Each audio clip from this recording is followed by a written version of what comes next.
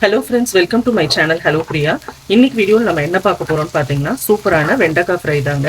நீ பாருங்க. இது எல்லா ரைசஸ்க்குமே ஒரு நல்ல காம்பினேஷனா இருக்குங்க சாப்பிடுறதுக்கு. ரொம்ப ஈஸியாவும் பண்ணிடலாம்.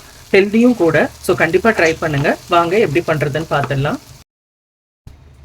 இப்போ வெண்டைக்காய் பொரியல் செய்யறதுக்கு நான் ஒரு 1/2 கிலோ வெண்டைக்காவை இந்த மாதிரி ரவுண்டா கட் பண்ணி வச்சிருக்கேங்க. வெண்டைக்காவை இந்த மாதிரி ஒரே சைஸா கட் பண்ணிக்கோங்க. அப்பதான் ஈவனா வெந்து வரும். இப்போ நம்ம இது மாதிரி ஒரு கடாய் வச்சுட்டு கொஞ்சமாக எண்ணெய் விட்டுக்கலாங்க. எண்ணெய் சூடானதும் கொஞ்சமாக கடுகு, கொஞ்சமாக உளுத்தம்பருப்பு.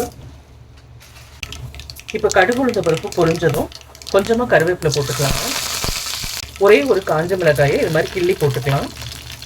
இப்போ நம்ம வெண்டைக்காயை சேர்த்துடலாங்க.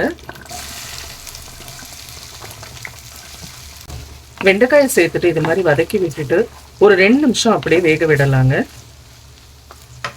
இப்போ ஒரு 2 நிமிஷம் நல்லா வெந்துருச்சுங்க.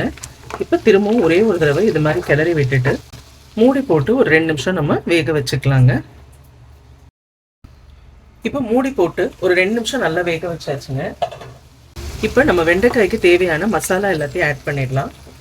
மஞ்சள் தூள் 1/4 ஸ்பூன், மிளகாய் தூள் 1/2 ஸ்பூன், ஜீரகத்தூள் 1/4 ஸ்பூன்.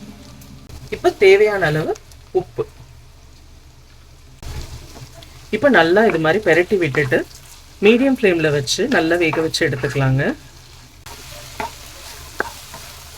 ஒரு 3 நிமிஷம் நான் நல்லா வேக வச்சுட்டேங்க. இப்போ பாருங்க நல்லா வெந்துருச்சு வெண்டைக்காய்.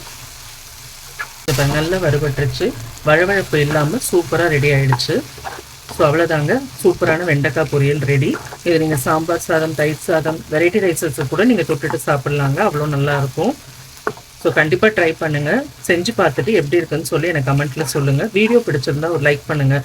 இது வரைக்கும் சேனலை சப்ஸ்கிரைப் பண்ணாதவங்க சப்ஸ்கிரைப் பண்ணுங்கள். நம்ம அடுத்த வீடியோவில் சந்திக்கலாம்.